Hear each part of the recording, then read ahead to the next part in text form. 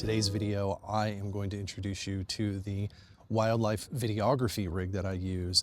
Now, if you're familiar with my channel, you may know me as a wildlife photographer. And if you watched my most recent video on the Nikon D850, then you would have seen my entire rig for still wildlife photography. So when I put that out, I had some folks ask me about the videography that I'm doing, because I'm doing a lot more for YouTube these days. And as a result of that, I need to create some video, so I've had to pull together a videography rig. Seeing as how I'm primarily a still photographer, I wanted to build out a wildlife videography rig as affordably as I could.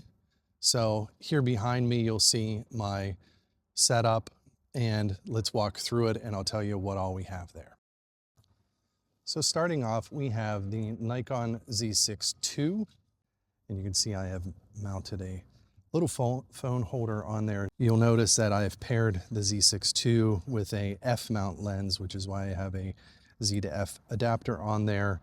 This is the Nikon 80-400. It's an older model of the 80-400, which has a fairly slow autofocus, but that's fine because, as you see, I'm manually focusing this lens when doing wildlife photography. In addition to that, I have a K&F matte box here, which has the ability to have filters placed in there. It is pretty bright today. I probably should have my neutral density filter on there. I do have a variable one. This lets you place 100mm style filters in there. I do have a lot of those as well. You also notice that up top, I do have a field monitor. This is the Neewer F100, I believe is the model. As far as field monitors go, it is inexpensive, which is its biggest selling point. But that being said, that's about all that it really has going for it. With the Z6ii, the F100 by Neewer will only show you, in terms of video output, it will only show you a direct feed. It will not show you any of your settings, anything that you can see on your camera's monitor, which honestly kind of sucks. In addition to that, it will only work if you are at a 60th of a second or slower. So it's probably a fine field monitor for things other than wildlife photography. For wildlife photography, wildlife videography, it's very helpful to be able to shoot at 120 frames a second. Like I said, this monitor will only go up to 60 frames a second. But when it comes to wildlife, this is probably not the best monitor to spend your money on. Save your money and get something a little bit better. In terms of audio, I have a Takstar shotgun mic.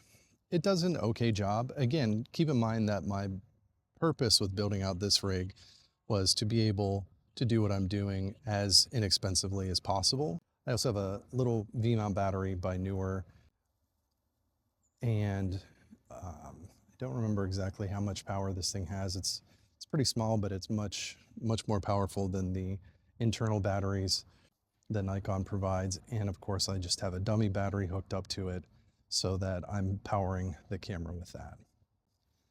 I have a nice Tilta follow focus here. I really love the Tilta follow focus. It is a absolutely gem to use.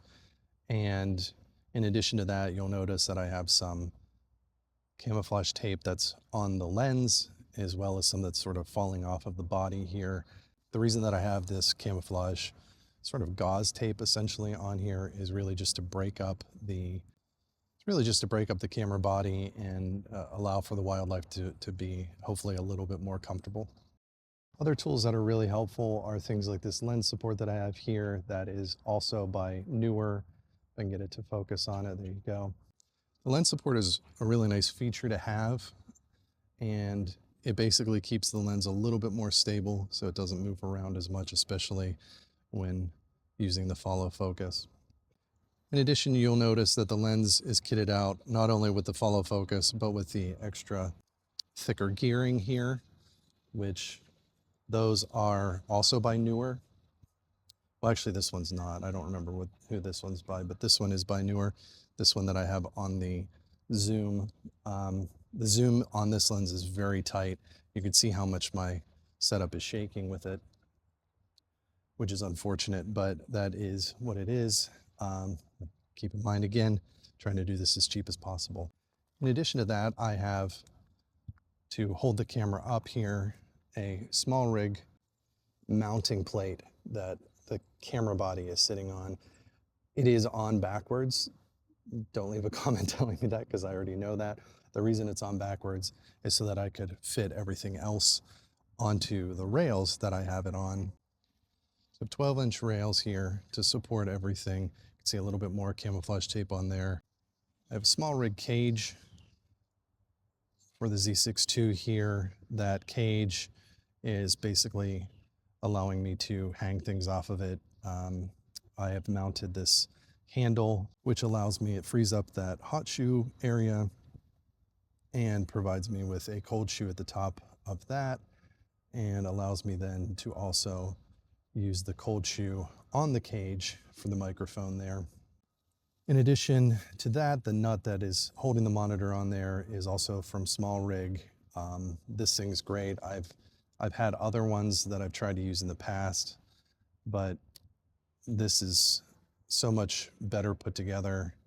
You know, it'll tilt around and move much easier than some of those flimsy ones, like the one that comes with the newer monitor here.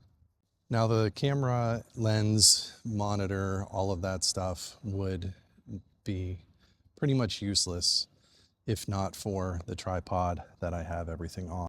So first, let's talk about the tripod head. It's a K&F Concept tripod head. It works very well with this rig. It holds the weight nicely. The biggest challenge that I have with it is that I have it on an inexpensive set of tripod legs, and those do not hold up very well.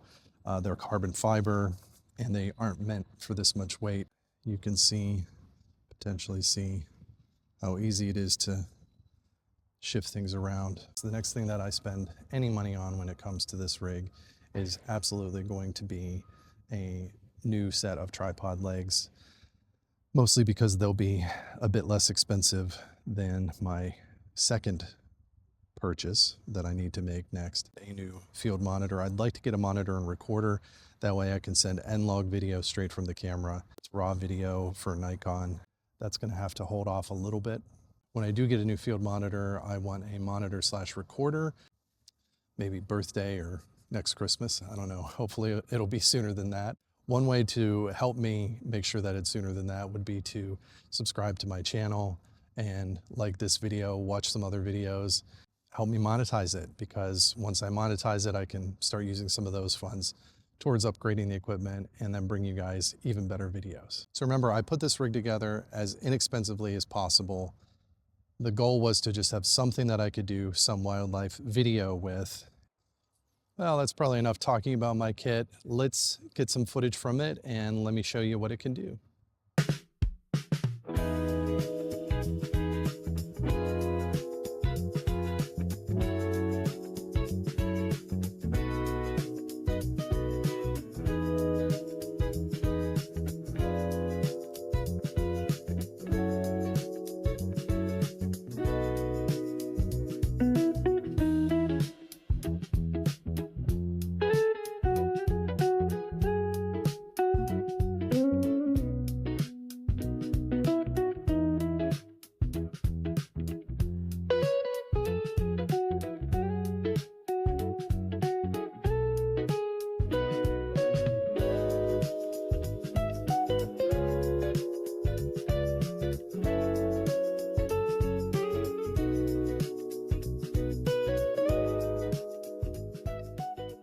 If you enjoy this content, it would be a huge favor to me if you would subscribe to the channel. I need to reach 1,000 subscribers. Right now, I am well away from that. Thank you again for being here. I really appreciate you, and I'll see you next time. Bye-bye.